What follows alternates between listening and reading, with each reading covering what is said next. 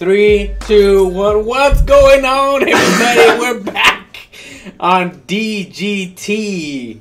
This is live, but it's not DGT live. This is a Q&A session, special edition. Just keeping it real. With sunglasses. Real. With the hip-hop hats. Yeah, because that's a hip-hop hat. Rick keeping it real gangsta with the one button up top. With the aviator shades being covered up by his aviator beanie.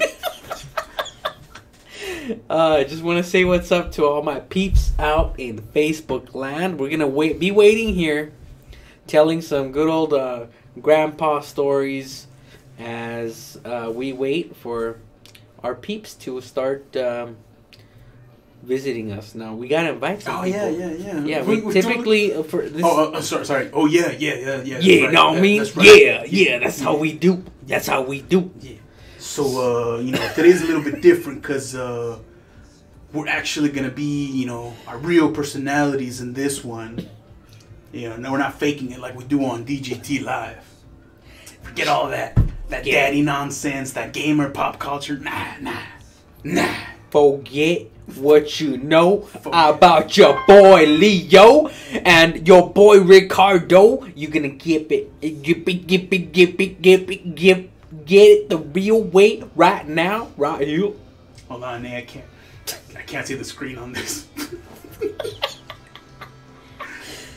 Yeah, so DGT. Let me adjust my ojos. Is your show about games, movies, and pop culture. We've been at it for a little bit over 2 years now. April is our...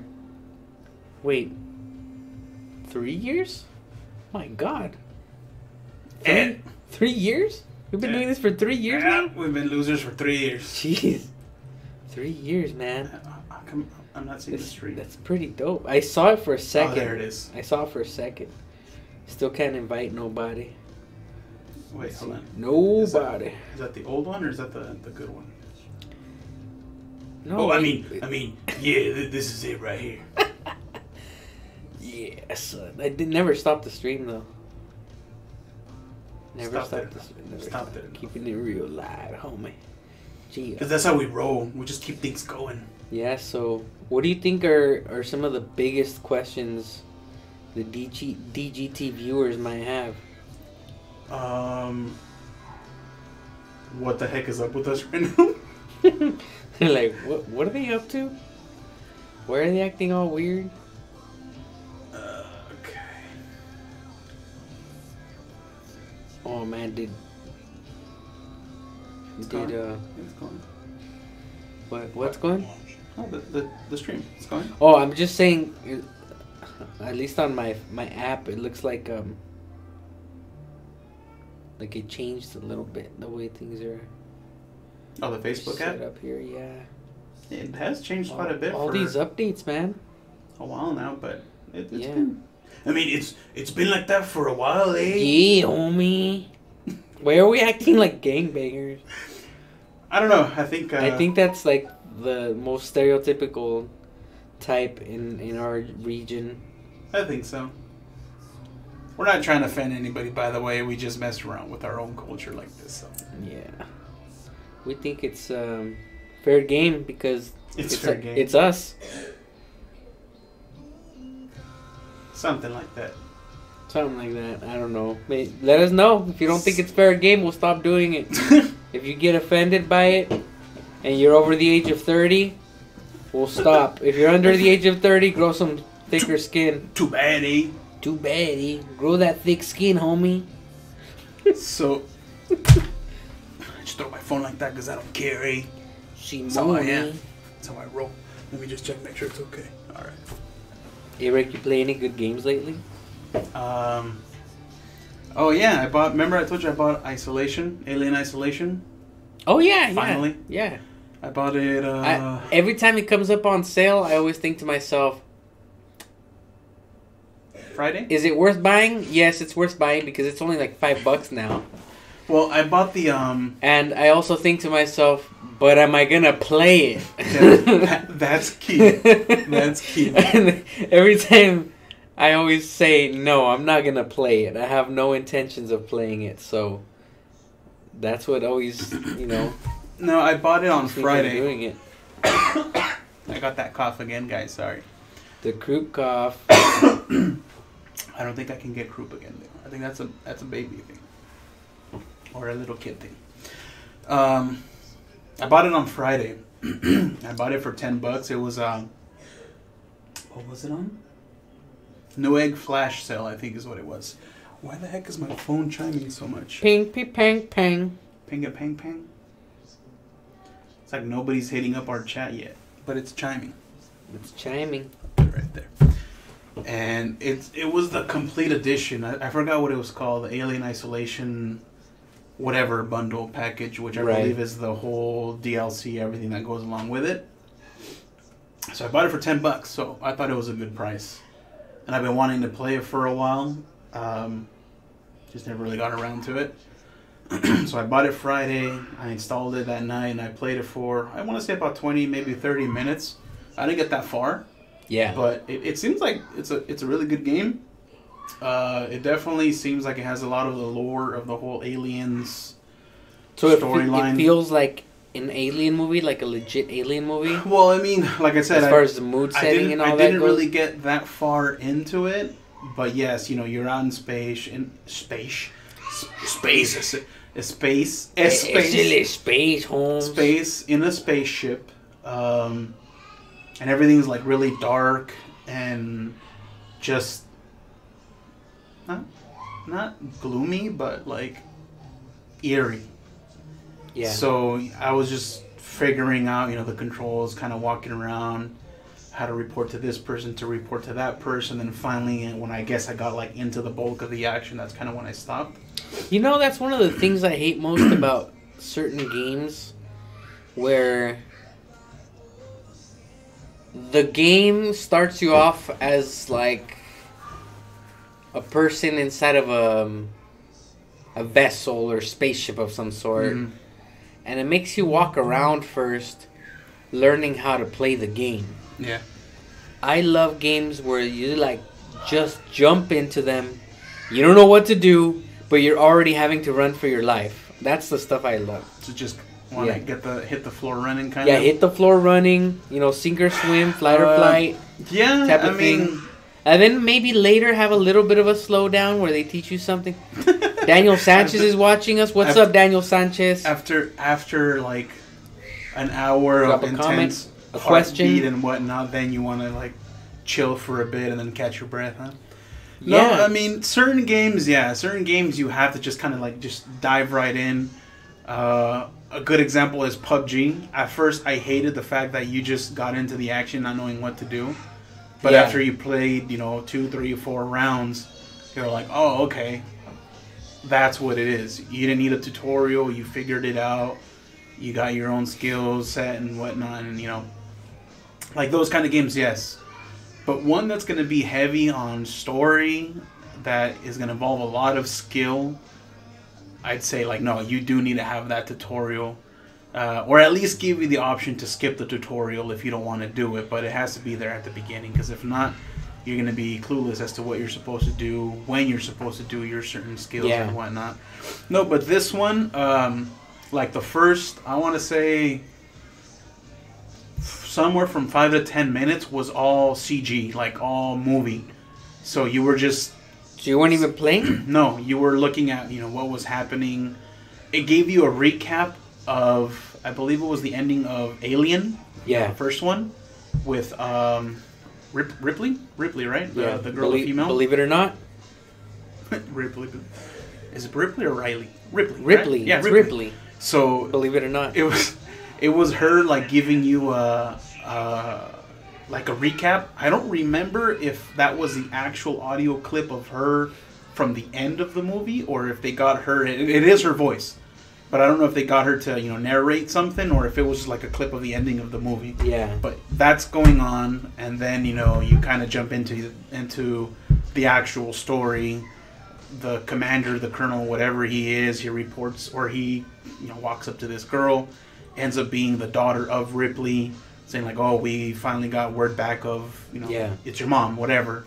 So it kind of gets her involved, and then the next stage is they're out in space. and then they're kind of figuring out what they're gonna do. And then I haven't seen the movie Gravity, but it has kind of one of those feelings from what I've seen. Oh in the man, clips. you have to see that movie. It's I know, one of the best of all time. I heard it's intense. Let me interrupt you for a second. Melinda Stewart's watching right now, and she has a comment. This is primarily a Q&A session today. It's not a regular episode. It's cool. So please, we encourage all of you out there to type in some of your questions, chime in, let us know. Even if you don't have a question, if you just have something to say, we're welcome to talk about it here. She's saying, I finally got to try a VR headset. I don't know what game it was, but it was extremely weird, but so cool. It's definitely a trip. LOL. It definitely is. I think Rick, have you tried any VR games yet? Not recently. It's been a very long time that I have, and the only ones that I've tried, unfortunately, were the bundle packages that you kind of get with the VR headset when you buy it. Some of them give you credits towards whatever store it is, Oculus or whatever other, VR component you're using. So I tried some of those, Gunjack or something like that. I can't remember the name of the games. I heard that one's supposed to be good. They were okay. They were it wasn't something super special that I would say like, oh man, I got to keep playing this or I got to get really into this.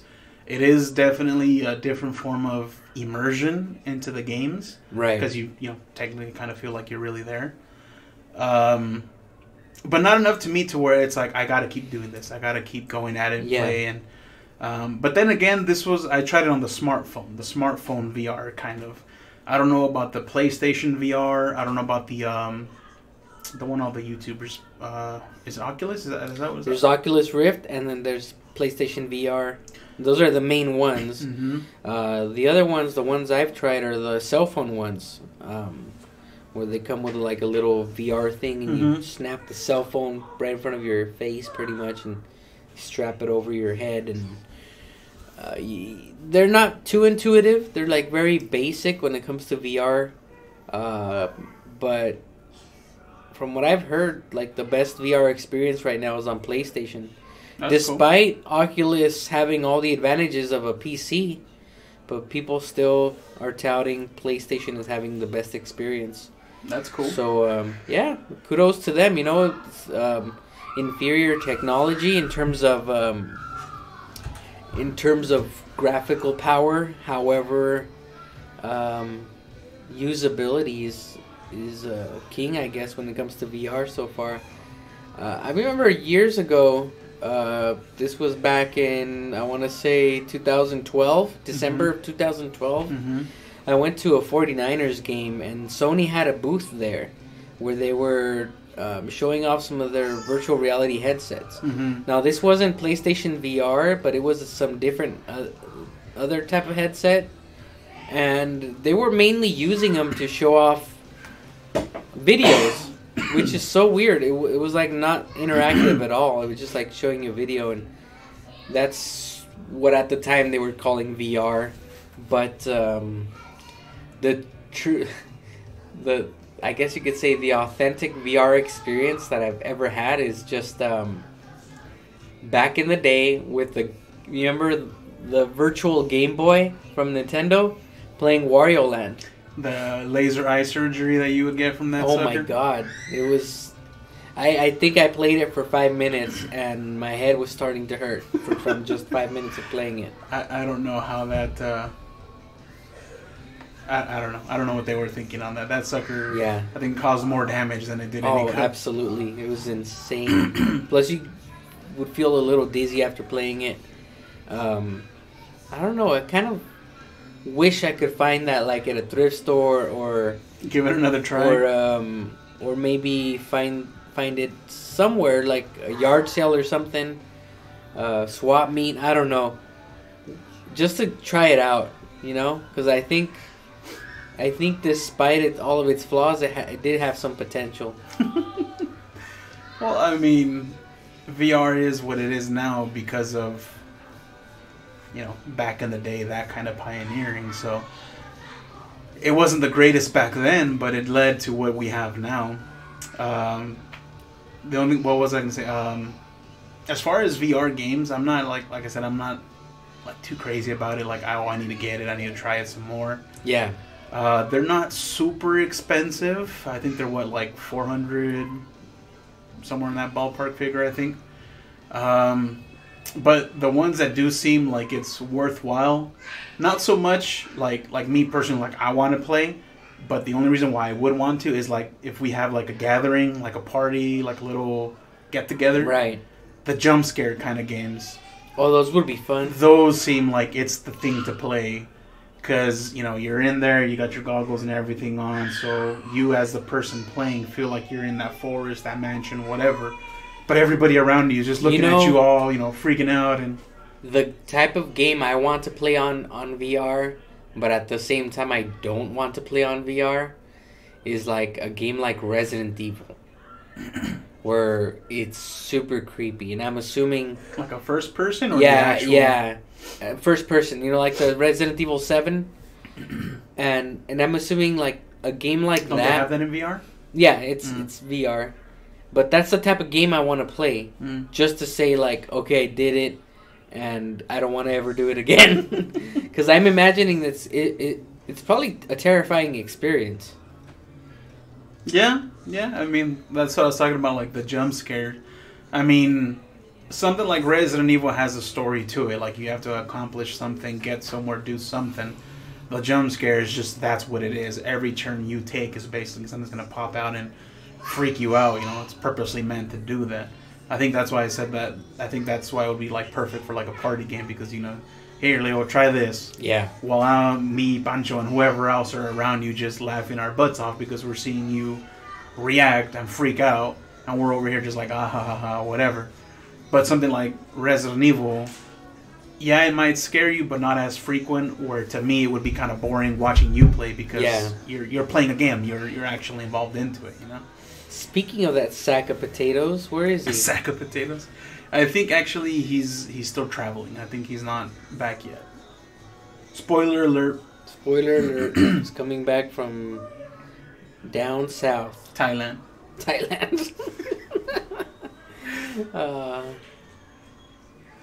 I don't know. Oh, end with a comment. I'd love to watch you live with a scary VR game. I'm hoping it does. Melinda's writing in. She said that. I'm hoping she did mean live and not live with a scary VR game. We're gonna digitally live with a VR game. Can you imagine, like, you're just like locked in for your whole life in VR? It's the Matrix for you. Nah, so here on the show, we have kind of been talking about doing, kind of expanding our show into doing different things. It's kind of hard as it is because of our scheduling, parents, families, and all that stuff involved. But originally, me and Leo specifically, we kind of really wanted to do a lot of gameplay. We wanted to not only cover games and go over it and give our opinion, kind of like how we're doing right now, but actually play the game and you watch us react, kind of like how you see a lot of all these streamers on Twitch and YouTube streaming the game live. I think we've been wanting to do that a lot, but we just can't really fit it in. If we ever get to that point, I totally would be down for that idea of eventually trying to get some kind of VR component, something set up so that we can have that, and then you guys would obviously be watching us play these jump scare or whatever kind of games. More specifically, I would love to play these scary games and just, have a ball, have a blast.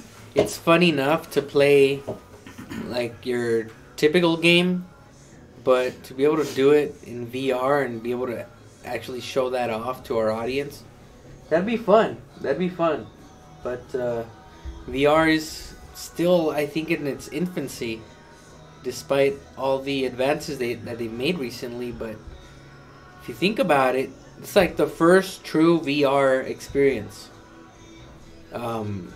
They tried it back in the 80s and then the 90s. and then polygons. And then they just stopped for a long time because the technology wasn't there yet. We believe the technology is there now, and they're still having trouble getting people to buy the VR experience. Why? Different factors, like price being one of them, not having a killer app like the must-have application for VR. Not yet, anyway. And It's hurting my eyes. So the beanie was pressing pretty hard. What was that? Was that a knocking? Sounded like knocking. I heard knocking. I think my kid's in the bathroom. It's the ghost. The ghost. No, the beanie was pressing hard against the glasses, and it was pressing hard against my Oh. nose. So it was hurting your nose? It was hurting my nose. All right, there we go. We're good. Yeah. So back to what the heck were we talking about before VR? I don't know. Let us know in the comments down below. Let us know. Q&A. I want to talk about Avengers, man. It's Did you see out. it? I haven't seen it. Okay. But just the buzz surrounding it, highest grossing opening weekend of all time. Dang.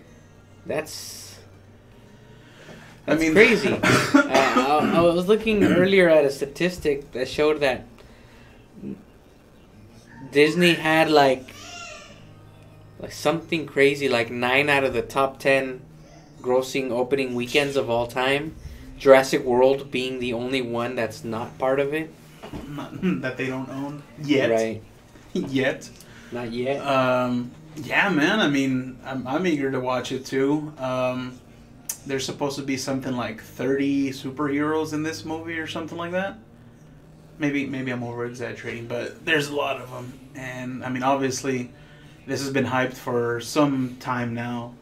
Last week with the premiere, got a lot of high remarks. Everybody, even with the pre-release, with them saying, can't talk about it, but my personal feelings on this and that and blah blah blah. Everybody kind of said the same thing. It was not what they expected, but it's still a good movie. Something definitely to watch. A very good movie. So I can't wait. I'm hoping to see it pretty soon too. Of course, I know you're a little bit different in opinion. Like from me and Pancho, we're both more of hardcore, not hardcore, but we're more Marvel fans than you are. So for us, it's more of a. Look at my sunglasses. It looks like you're looking. You got the Knight Rider effect going. For me and Pancho, it was more of a it gave us more hype because we're more into that whole Marvel superhero genre, and seeing the culmination of all of these Marvel films going back to Iron Man 1 10 years ago up till now, knowing what we know, knowing what we've seen, what we felt, kind of all being finally just mashed together. It's just like, holy crap, man, like this is what we've wanted so long ago, and we're finally getting it. Yeah. So I think that just gives us that much more of a excitement or hype. Are you purposely leaving it like that? Yeah, we need more light on our faces. We're losing light quick, man. Oh, well, I could turn on the light. I don't want you. Don't want to stand. Don't bother yourself with nonsense. Leo's got your back. My eyes are green. No, they're not. They're white. So yeah. So hopefully I'll watch that pretty soon. I'm pretty hyped about it. Although I think I already know who dies. Oh. Yeah. Just darn my high IQ. I could just kind of like see it coming already. Oh, you didn't actually like read it, or someone told you? No. It's just a certain character's picture keeps popping up, and nobody's saying he died, but they are like saying like, oh, this character this or this character that, and it's just kind of like, okay, I can figure it out. Should we go over what we speculate is going to happen? If you want to. I mean, might as well. I mean, we haven't seen it, so this isn't really a spoiler. This is just what we've kind of pieced together and, kind of think and feel. I'm going to say, okay, so from I don't know how long ago. Wait. I'm getting a question. How do you feel about the Han Solo movie? Oh, we actually talked about it, was you it know like 2 episodes ago? I have to be honest with you. Mm-hmm. When the trailer first dropped, and when they announced who the actor was that was going to play Han Solo, Mm-hmm. I was not stoked at all. And especially after what I consider to be a debacle, the mishandling of Star Wars by Disney, especially with Episode 8. I was fine with Episode 7. Episode 8 was like what did it for me. Like, okay, the original Star Wars trilogy from the 70s, Episodes 4 through 6, that was lightning in a bottle, man. Yeah, we'll never have that back. We'll never ever be able to replicate it. We saw that with the prequels; they failed, and this new series of this new trilogy, they're failing big time. And I think Episode 7 started off or kickstarted Star Wars in the right direction with the nostalgia and a lot of setup for the next films, and the director just changed everything for Episode 8. In my opinion, ruining the whole thing. So, who directed 7 and who directed 8? 7 was a super popular guy right now. J.J. Abrams. Did he do 7 and 8 or he just 7? He did 7. Uh-huh. And he made a treatment for Episode 8 and Episode 9, which would connect all the movies together. This Looper director, I keep forgetting this guy's name. Probably doesn't even deserve to be mentioned after mishandling Star Wars the way I think he did. I'm personally one of those guys that I enjoyed the film, but it wasn't, to me, it wasn't the Star Wars film. You know what I mean? So, yes, good film, but it wasn't Star Wars. Anyway, this guy took that, put it in the trash, and made his own thing. He wanted to put his own stamp on it, which is fine, except Star Wars isn't his to mess with. That's the way I see it. So he kind of threw away all the setups. He did away with a lot of the things that J.J. Abrams was trying to establish. And J.J. Abrams is a gifted writer, I think. And in addition to that, he's a Star Wars fan. So he was treating it with a lot of respect. And so going forward to the question here by Melinda, how do you feel about the Han Solo movie? I was down on it, man. I was like, I'm done. Like this is just gonna be a popcorn flick. It's not gonna be very good at all. Yada yada yada. But then I saw this little featurette. It wasn't even a trailer. With Ron Howard, and he was actually it happened during the NFL. You know how they had the draft on Thursday, and it continued through the weekend. I'm a big time 49ers fan, and when I was watching them receive one of their picks, they announced that the characters from Star Wars were gonna be announcing the 49ers pick. In like the 4th round, I think it was. And so I was like, oh, that's cool. I saw it. But it started off with Ron Howard, the director, introducing the Star Wars characters and reminding us that he was the director of the new Han Solo film that's going to be debuting in the following months to come. So when I saw Ron Howard, I was like, oh my God, this has a chance of being good. That guy's one of my favorite directors. And so now I'm excited for the Han Solo movie. Just because of the director? Just because of Ron Howard. Alright. J.J. Abrams is one of those guys that can get me excited for a movie because I know he typically does not disappoint. And the other guy is Ron Howard. He has some solid films in his catalog. Well, I haven't seen Episode 8 yet, so I can't really use that as a basis. I could only say that I saw the first trailer of Solo, which didn't impress me one bit. But the second one did kind of shine a light a little bit more on when we were asking, who is this actor portraying Solo? Yeah. What's going on? Give us some more details, some more story. So it kind of fit the bill a little bit better. So the second trailer, at least to me, fit more of a Star Wars story than the first trailer did. Just according to that. That's all really I can say. Other than that, I don't know. I don't know what else to feel about it. Melinda's saying, "Yeah, I'm not too happy, but I'm hoping it shocks me and comes out good." Yeah, I think we're all hoping the best for every Star Wars film at this point. I don't know, man. I don't know how Disney can fix this problem. You haven't seen Episode 8, so you don't even know what I'm talking about. But pretty much, without getting into spoilers, it sucks. No, I mean, no, it doesn't suck. It's a good film. It just kind of erases all the hard work that was done with Episode 7 and kind of threw all that stuff in the trash.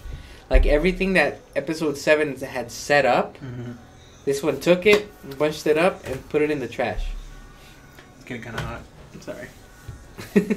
No more Gangster Rick?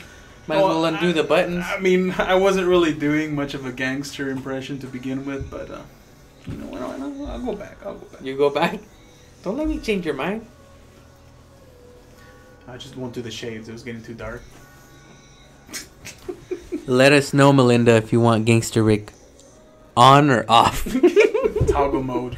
Toggle him on or toggle him off. Eh? Yeah, or if you want eh? Squinty Leo on.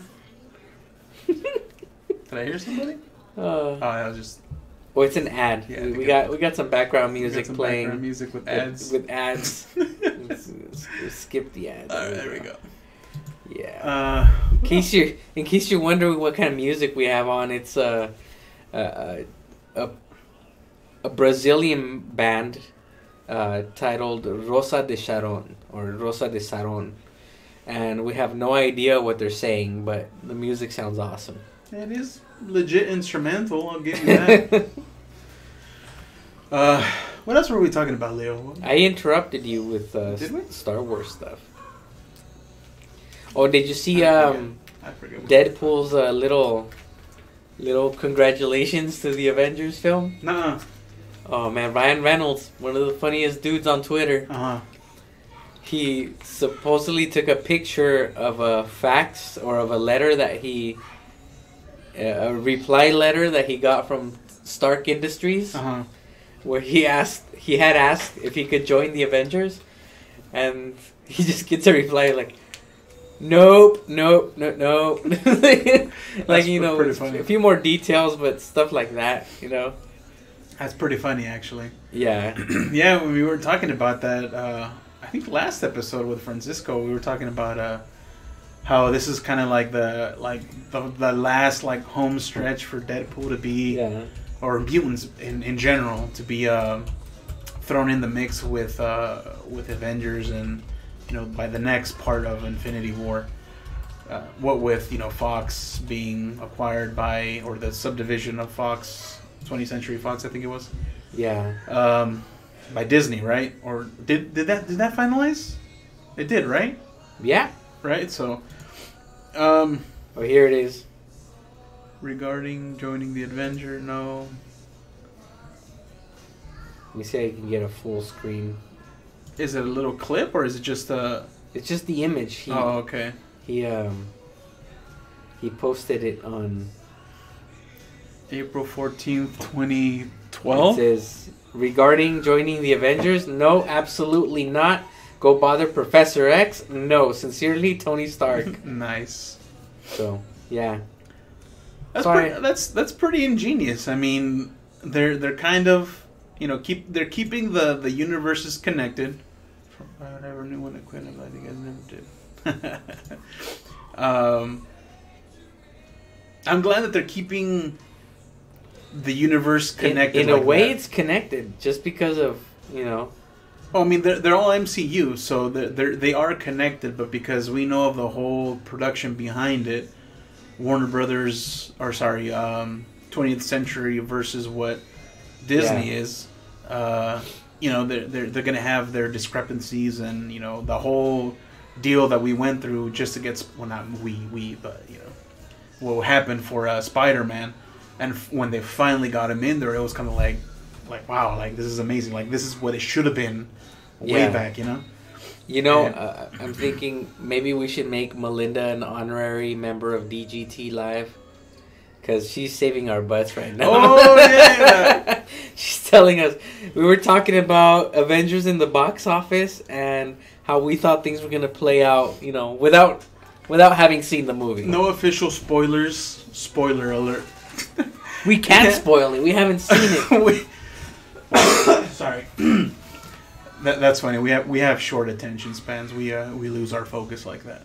So I was gonna say, now that I remember, I was gonna say from months ago when they were doing interviews for the cast of the Avengers, and different ones. Yeah, right. You know, they would always ask questions like, "Are you coming out in this next movie? Or who's gonna be involved?"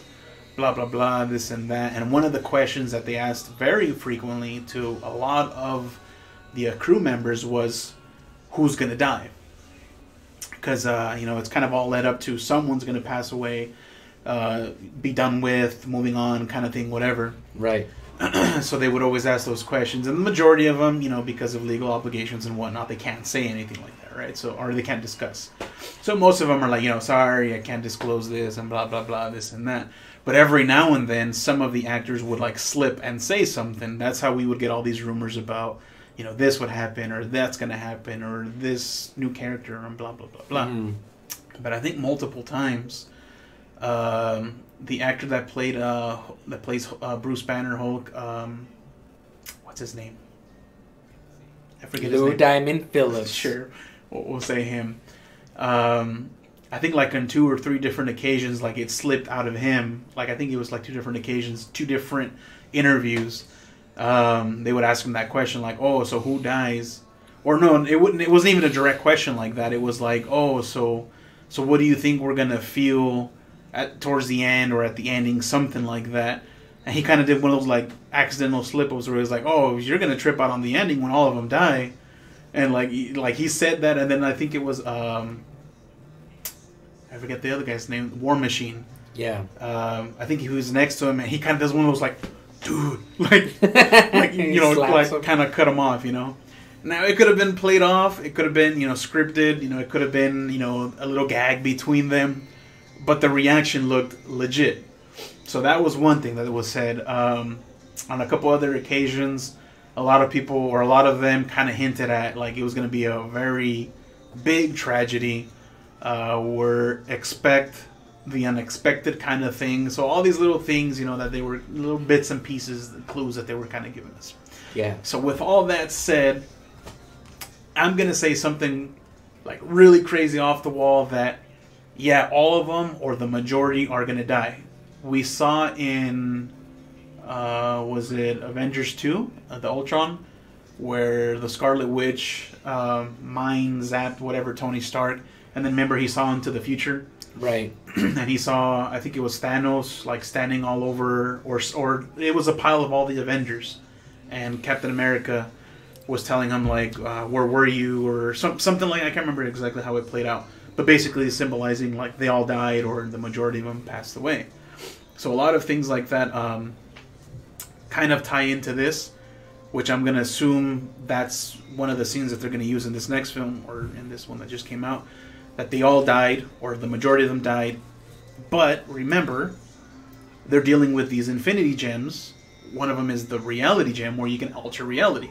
Mm-hmm. So at some point, someone, let's say Star-Lord, is going to grab it and alter reality and bring them back to life, or kind of back to a point where before they died. Or the same thing with the time stone.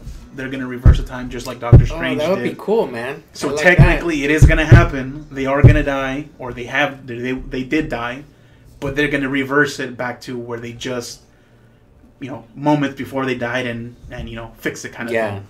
So that's what I'm assuming happened. So when all these things pretty cool. Leading up to, you know, yeah, they're not lying. So you don't know any of that stuff about what the Infinity Stones do, or well, yeah, I mean that lore is. Yeah, that's what they are. Each one of the gems can control that. The reality gem can change reality. The time gem can change time. So we know those. The mind gem can control minds. The space gem can teleport you, can make you basically more than one place at once. So they all have a specific function. And I think the only one that we haven't seen is not the reality. The reality was the red one. The time gem was the green one. The space gem was the purple one. The mind gem was the orange one. Which one was the one that we're missing? No, the space gem was blue. I can't remember. There is one that we still haven't seen, which I'm assuming Thanos will have it by the time we see him, or it's not there yet. I'm not sure, but I'm pretty sure they're gonna do something like that, where they're gonna use one of the powers to resurrect or go back in time, or kind of do one of those things where they alter reality. So that's my theory. That's what I think is gonna happen. So we're dealing with time travel now, in a sense. Time travel, alternate dimensions, alternate realities, kind of thing. Yeah. That leaves the door wide open for any possibilities. It does. I mean, as to what they can do. That's the beauty of the gems. They could kill off whoever they want, like absolutely whoever they want, and not necessarily have to say goodbye to that character in the long run. Well, we already know, outside of the movie universe, we already know that a lot of these actors will not renew their contract, and we know that that's it. Yeah. Comic book wise, we know that some of these actors pass the mantle on to the next character. So they're literally tying all that together. Real life with fiction life. They're tying it together so that, we can have the next series, the next Avengers. But yes, in actuality, with this type of concept and story, they have endless possibilities. How they get there is going to be very particular, because, following comic book wise, they can't just all of a sudden enter a whole brand new story mid-timeline, story wise, where it didn't exist in the comic book, So if they're at least trying to follow that storyline, they can't just do that. But, I mean, in actuality, they can enter little details here and there and kind of erase some of their mistakes, or kind of alter it in a way that they say, like, oh yeah, that was because of this and not because of that kind of thing. I mean, it's a good concept, but at the same time, it's like a massive reset button that they can just fall back on if they need to use it. So I hope they don't overuse it. Right. But I do want them to take advantage of that kind of power that they're working with. Okay. Because, I mean, if you remember, at the end of Doctor Strange, spoiler alert, when he went to go fight... he set that loop. Yeah, I forget the name of the bad guy. Dormammu. Remember? That power. I mean, this guy was an interdimensional demon, whatever, that can conquer worlds, at the blink of an eye, basically. And this gem had more power than him. And this was just one gem. Yeah. That time loop froze him in that, 10, 20 second time frame for over and over and over, until Doctor Strange felt like, okay, he learned his lesson. I'm, breaking the time. He's going away from Earth and doing his own thing somewhere else, kind of thing. They didn't beat him, but, they sheared him away, but with that power of the gem. So that's how massively powerful they are. Now, that was just one gem. If they have all 5 of them, then that's even much more... Is it 6? 1, 2, 3, 4... No, 5 gems. So yeah, so that's what I'm saying. Like, I hope they use those gems, but just don't overuse them, so we're just kind of like, oh, you're dead. Oh, you're dead. Oh, use them in like a clever way. Yeah, exactly. So yeah, that's why I think that they're gonna die. All or most of them are gonna die, but somehow someone's gonna resurrect them. I don't know. I don't think there's gonna be any special secret hidden characters that are gonna come out. Maybe end credit or mid credit roles will kind of hint us towards the next set of Avengers or next superhero that's coming out, maybe, but not like in the middle of the movie a brand new superhero is going to come out with this power that's going to... Who I would absolutely love to see as a surprise is Lieutenant Phillips? Wolverine. It would be nuts if like he makes like a cameo of some sort where he comes out. He's one of the dudes that gets the axe first,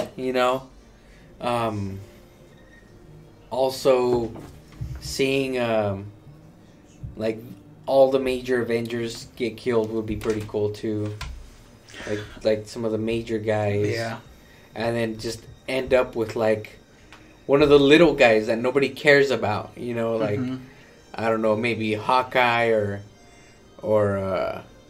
what's her name? Scarlet? No, not Scarlet Witch. Black Widow. Black Widow, yes. Her real name is Scarlett Johansson. That's why you're saying Scarlet. Oh, no wonder. Well, there's Scarlet Witch, but her name is Scarlett Johansson, the actress that plays Black Widow. Okay. So that's why you said Scarlet. Well, yeah, her. You know, these seemingly normal characters, the humans, to like somehow them have to, in their vulnerability. Pause for a second. You look like you're sleeping, Leo. Why do you have the glasses on still? It's dark. It's just for show. It's for It's show. for show. For show. Do you want the glasses off? I'll take them off.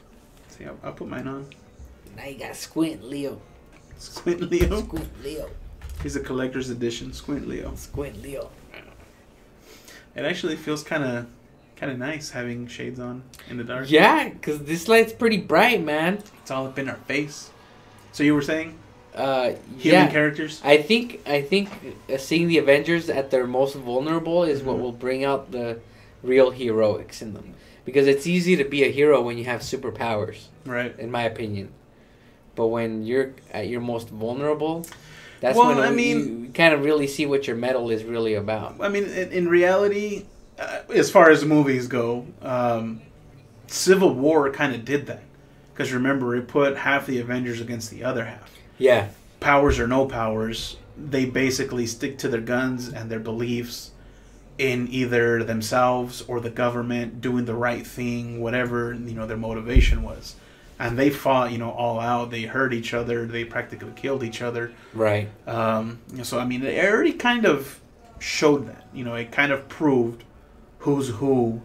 Not that they were anybody was wrong. They all had their belief. It just wasn't what the other group believed in was the right thing to do. But, you saw Black Widow and Hawkeye. They were fighting against each other. They were on opposing teams. Where all the other superheroes were fighting each other, but they were essentially in a a one-on-one kind of combat where they were really pitted against themselves. It wasn't just like a we're just kind of holding you back for a second. Yeah. Like they were literally causing each other harm. I don't think they have to really prove that in this movie that just because you're human now you're going to show that you're even the weak ones can amount to something great. They kind of already did that, at least in my eyes. I just had a thought. What if with this Infinity gem that brings people seemingly back from the dead, what if they bring back what's his name, the agent that Coulson? died in Agent Coulson? Yeah. What if they bring him back? That'd be kind of cool. Essentially, they could. Remember, he comes back as like zombie Agent Coulson. The reality gem. I mean, essentially, its power is it alters reality. So, what does that mean? It can bring him back to life. It can bring him, in a different form. It can mutate him. It can, whatever. Reality is a fine line of a concept of what you can do with it. Yeah. So Well, they bring back Ego. They technically can, or the planet. Yeah. But see, okay, so going comic book wise and TV series wise, because remember, there's Agents of S.H.I.E.L.D. TV series. Yeah. Oh, you know which one I really want to see come back? Alright, it's too dark. Star-Lord's dad. Ego. He just That's his biological Yondu. father. Yondu. He's the dad that raised him. That's one guy that I really felt sad about. Mary him Poppins. leaving. See, Poppins. but that's what I'm saying. They have altered the comic book story enough to where some of these things are going to be kind of hard to do. Yondu was actually one of the members of the Guardians of the Galaxy. Yeah. Originally, comic book wise. He didn't look exactly what he looked like in the movie, but he was a blue guy with the fin, and he was an archer, like bow and arrow. Right. He wasn't the pirate dad of Star-Lord. I combine the names. Of Star-Lord. He was an actual member of the Guardians. So the way that they portrayed him in the movies, which was fine, I have no gripe against it. It was, like you said, it was sad actually to see him go. But if they were to bring him back, his place in the Guardians is kind of up in the air, because in the end, remember how you saw his subordinate or whoever he was, the guy that ended up help them, to escape all the Avengers. Remember how Star-Lord gave him the prototype fin and the arrow, the quill. Yeah, so it kind of led to that he's going to be the next Yondu, or he'll be the one continuing that kind of mantle. So bringing him back would be kind of hard. The same thing with Coulson, Agents of S.H.I.E.L.D., he did resurrect. He's basically been revived with alien blood, and he has a robot hand. I forgot how that happened. Oh yeah, in one of the series he lost his hand. So he has. You're talking about the comics? No, in the show, the Agents of S.H.I.E.L.D., the TV show. Okay. It's the yeah. Not a continuation, but it's kind of a spin-off of the Avengers. Right. But it is within the same MCU. So Agent Coulson has his own team. He was the head of S.H.I.E.L.D. for a while. So he's an agent. He's got his experience and whatnot. But he was revived with alien blood. So essentially, bringing him back to life with the reality gem is kind of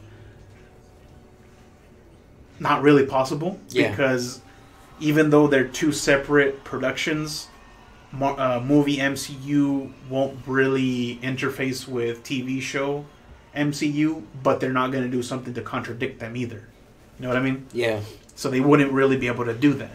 So it's kind of cool, but at the same time kind of sucks, because you won't see some of these characters. I didn't know that. Yeah. I don't watch that show, so I didn't know that. Okay. Actually, a pretty good show, Leo. You should watch it. You think so? Yeah. I haven't seen the latest series, but I don't know, man. It's good. My time is precious. And there's so... Spend it wisely. Yeah. Oh, man. I don't know. The possibilities are seemingly endless. I mean, at this point, you could probably even bring Star Wars characters in and make it make sense. Remember we were talking about that the other time? That with the reality gem, you can alter reality. With the space gem, you can basically be anywhere at any point in time. Yeah. Or, at the same point in time. So, you could really do anything. And now fact that... That reminds me, that's one of the things I love about Ninja Turtles. Uh-huh. And one of the things they kind of, sort of, have done, not to a big extent, but to a small extent, in the Nickelodeon series, is that they cross over to the Ninja Turtles from the 1980s, the ones that we grew up with. There's episodes where they cross over, and I think that's like one of the best things you could do with a franchise. Imagine, like, for example, the current characters that you have in X-Men, if they crossed back to like the original characters in X-Men, and they all started kind of like intermingling, which is sort of what the plot was in not First Class. What's the following one? Was it just X? No. After First Class? Yeah. Or whatever the title of that follow Days of Future Past. Days of Future Past. I think that was, even though it wasn't such a great film, that's probably one of the most important films in modern film history, because it showed you how to reset a franchise without necessarily saying they kind of never existed. They kind of ironed out some of the wrinkles with that movie, but it didn't really fix everything. No, it didn't. But that's how, in my opinion, that's how you reset or reboot a franchise. The MCU does that every now and then. They don't really go too in depth with it, because it does cause a lot of confusion, and like I just said with the Infinity Gems, it gives you so many possibilities that it becomes like overwhelming. Like it's too like practical of a solution, like, oh, we'll just open up another dimension, or oh, we'll fix it this way, or we'll fix it that way, kind of thing. You know, it's like it's a quick fix kind of thing. Yeah. So they do a lot of that dimensional play, where they visit other dimensions or time travel kind of thing. But I've never really seen them like put too much focus on it. The ones that do that a lot that I've noticed is DC. Like DC is known for having a lot of alt universe interplay. Yeah. So they'll have Earth 1, Earth 2, Earth, infinity, and they all somehow connect one way or another. That's kind of cool though. They own that. They double down on that element. It's even a though good concept, but it's tricky to like get right. That's what I'm saying, and I don't right. think that they've mastered it. They're doing okay, I guess, but they haven't mastered that. Mm-hmm. And that's what I'm saying with the Infinity Gems. I hope it doesn't get to that point where they're just overusing it. Like, oh man, we killed off this character or this group, or we totally bombed this storyline. Oh, yeah. Let's use the time gem and go back in time and fix it. It's going to be like their solution to everything. I hope it doesn't fall to that. So I hope they just don't overuse it, but use it enough to where it's like, oh snap, like this is like an emergency power that they have to rely on, and worst case scenario kind of thing. But yeah, so that was my outlook on Infinity Wars. So you think they're all gonna die? All or many, but like I said, they're gonna be resurrected or. I would love to see Thanos. Or they're gonna bring a clone of them or something like that. I would just love to see Thanos give him the Walking Dead Lucille treatment. You know what I'm saying? Just bat to the face. Just bash them down, huh? Yeah, just bash them all down individually. You're ruthless, Leo. I would just, it would change things up. Phase what are we on? The end of phase 2 right now, or phase 3 of the MCU? This is this is all still phase 1. End of phase 1, isn't it? No, I could have sworn maybe it is. I think this is end of phase 1, and then Infinity Wars 2 is. I don't know if that's supposed to be the end of phase 2 or middle of phase 2. I can't remember, to be honest, but we're well into storyline.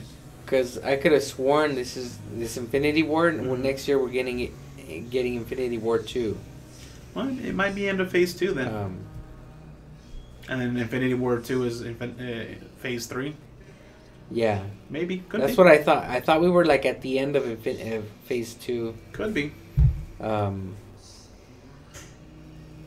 I think it would be cool to just kind of like kick off the next phase as a rated R phase. Where everything is just like super violent. Of course, the Spider-Man movies aren't going to be that, but everything else is just going to be like super Deadpool, super in your face, like Deadpool.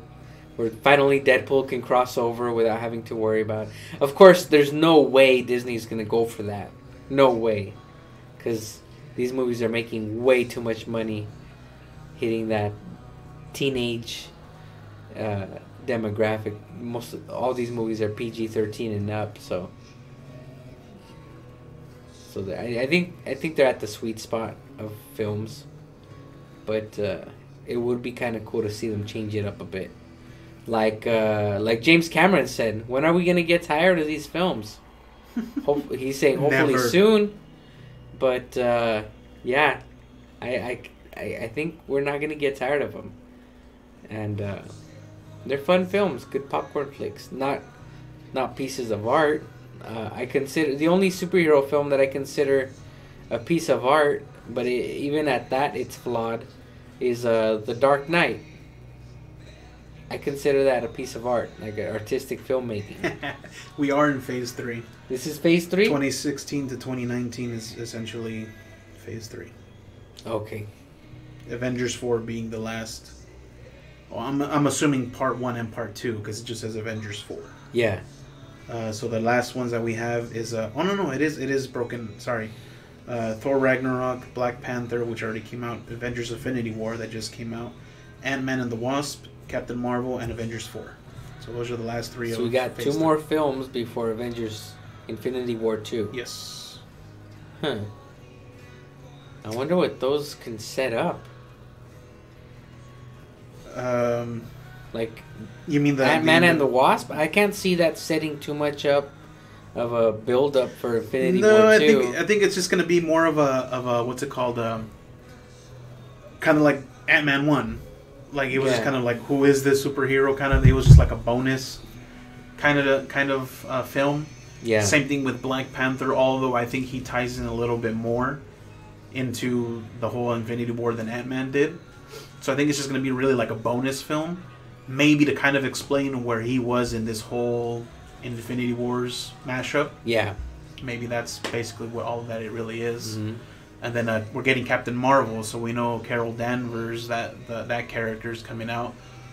We know that her power is to absorb energy, so if comic book wise, if they go based off of that, we know that it's what's his name?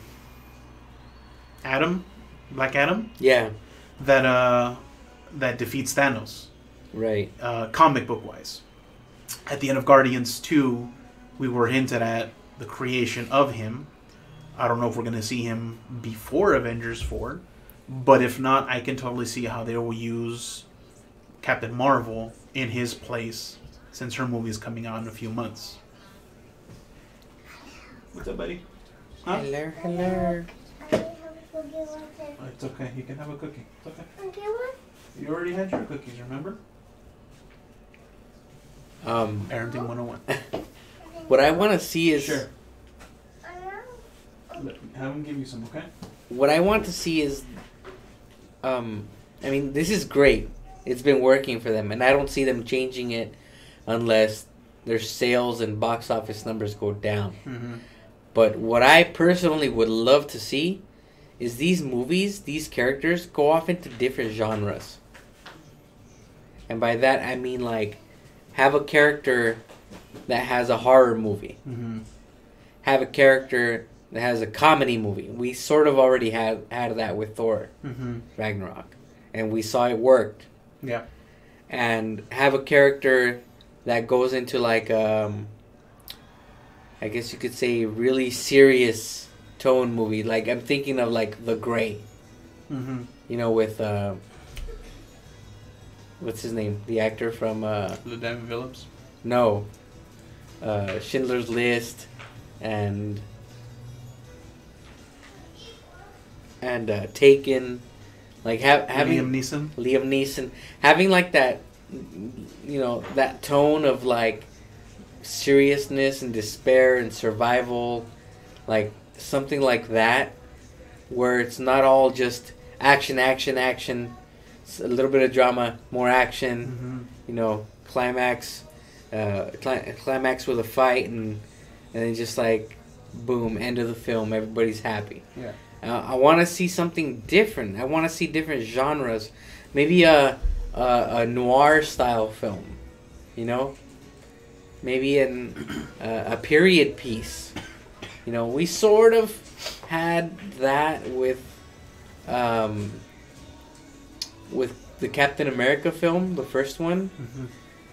But not really. You know what I mean? Mm-hmm.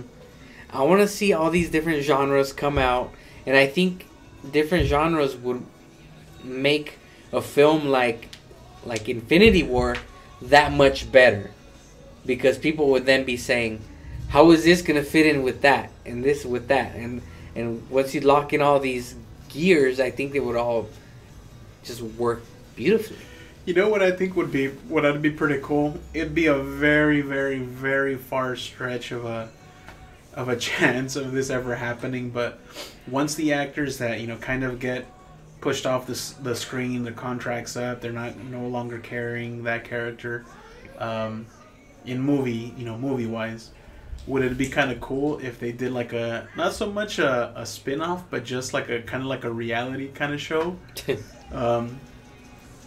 Kind of like the Thor commercials, the featurettes they've been doing. Before his movie came out, where he was just kind of living his life, and, you know, something like that. But imagine more of a, what was that MTV show called with like the real life, the real world. Imagine something like that, but with superheroes. Oh, I mean, man. totally fiction. You know, totally just for fun.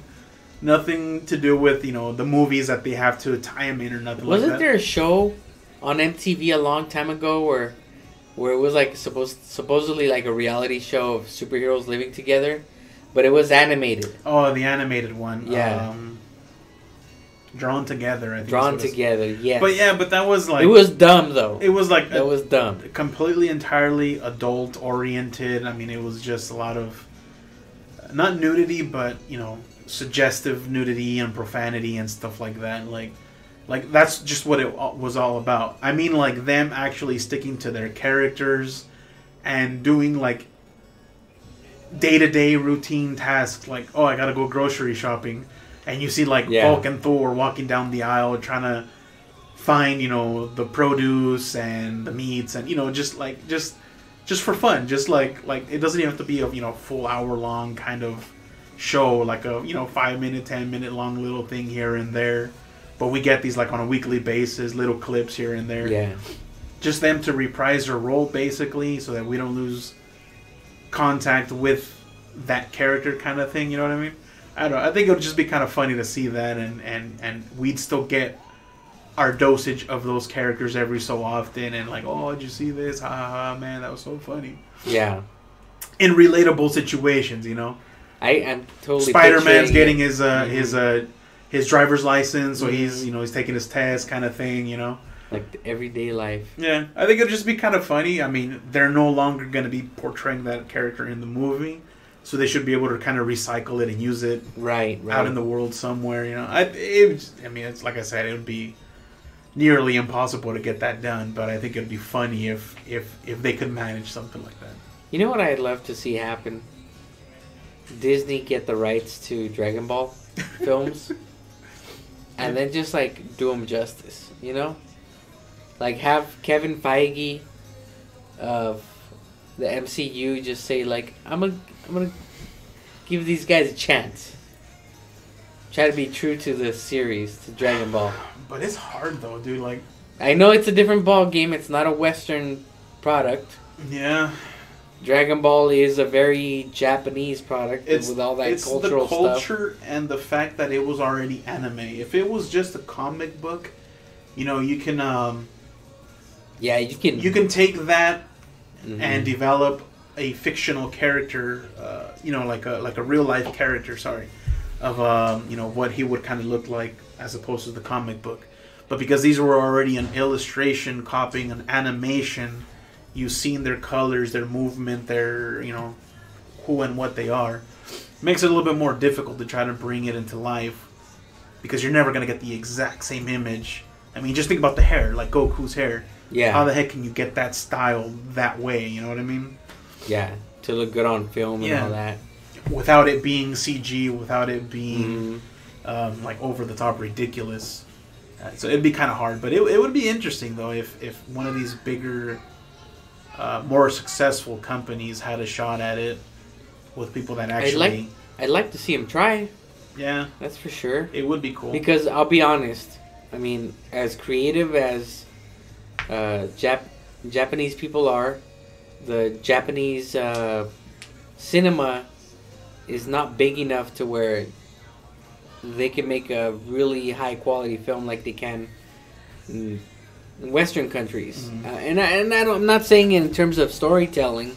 I'm just saying in terms of the resources available to have great graphics and animation that looks realistic in a film. I've seen their films. They're great films. They're fun to watch. In terms of some of the more dramatic, real stuff, they do a great job. But when it comes to the stuff that has graphics like giant robots and monsters and all that, you can instantly tell they're really fake. Yeah. Their technology is like stuff that we had in the late 80s, you know? And I know it's just a resources thing, you know? Yeah. They don't have the audiences like that we have here, where it's worldwide. Their audience are primarily Japanese speaking audiences, which is Japan. Sorry. Still haven't seen the live action DBZ movie, by the way. You know, Melinda, I think she's our our Q&A champion this week. You get the golden star. Yeah. Seal of approval from DGT. She's saying, I don't agree with Disney taking over Dragon Ball. It would just be too weird. Well, Melinda, you're entitled to be wrong if you want to be. No, I'm just kidding. I'm thinking. It would be.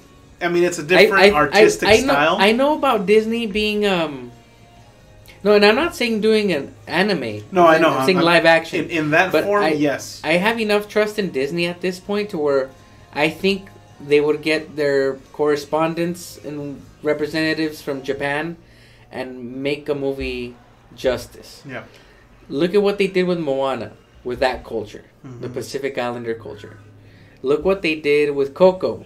I mean, I know Pixar, right? But Pixar is a division of Disney. Look at what they did with Coco. They sent a team to Mexico, and they had a lot of their own team members that were of Mexican culture to be able to make this film as authentic feeling as possible. So I think that if you have that drive that Disney has shown they have with their films in the past, present, and most likely also in the future, why not give it a chance to make a Dragon Ball film where they can get their people from Japan and put that part of the culture into their filmmaking, you know? I think that'd be great. But at the same time, like you had said, it'd be more difficult just because Dragon Ball already is an animated series. We already have that to look at, as opposed to just being a comic that not too many people are familiar with. Kids. I think we might have to wrap this up pretty soon. Yeah. Any parting shots or parting words? Parting words. Thank you for commenting, chiming in. We really appreciate that. Yeah, we do. This is fun. I mean, unfortunately, right now we didn't get too much of a audience, but Melinda, where's the camera? Oh, up there. We this was like a last minute thing. We were actually gonna not live stream or do any kind of recording whatsoever, but then Leo was like, "Nah, we gotta do something." So yeah, we ended up doing like our longest it was show like ever. It's just us chill, laid back, not trying to put on a show, not having a playlist, just off the cuff here. Seeing our beautiful gangster faces. Your gangster faces. I'm gonna show you my gangster eyes right now. In the dark. Okay. Bam. That's why they call him Little Crazy Leo.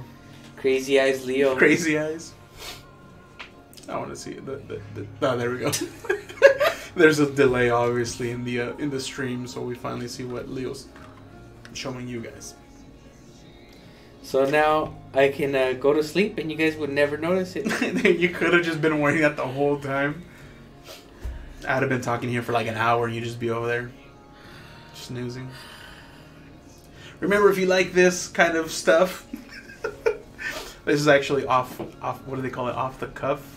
Kind of. Yeah. Kind of. This isn't typically what we do our show. For those of you that have seen us, sorry if you don't like this. This was just kind of a last minute thing. Next week, we should go back to how it was. Francisco should be back. If all goes well, we'll be recording regular time, regular format, all the stuff that we generally talk about. If you like this kind of stuff, then let us know. We'll try to implement it a little bit more often. I don't know. What else? What else you want to say, Leo? Enjoy your games. Love your families. Till next time, remember to visit us at digitalgametime.com. Also on other forms of social media. Facebook, YouTube, Twitch, Twitter, and Instagram. Also, we have some merchandise on digitalgametime.com/merchandise. So feel free to check it out there. Buy some stuff, won't you? Yeah. We'll be back to our normal, more energetic selves next week. Today was just kind of like a laid-back day because we're feeling a little bit under the weather, and we're without our buddy Pancho. So, Which, by the way, he just joined. What's up, Pancho? Too late. Pancho, you just joined? Wait. Let's keep it going for another minute just to see what he has to say. Francisco. Say something, bruh. Say something, man. Googly eyes. Yes, on the googly eyes. We'll try to implement that a little bit more often. See you later, Melinda. Thank you for watching. Thank you for commenting. Manjo's being a jerk, doesn't want to talk to us. Let him be. Let him be. Oh, you know, I've been playing more God of War. Yeah. It's awesome. Alright. What? Francisco just replies with what? Until next time, enjoy your games, love your families, chow, and all that good stuff. Toodaloo, bye-bye. Toodaloo.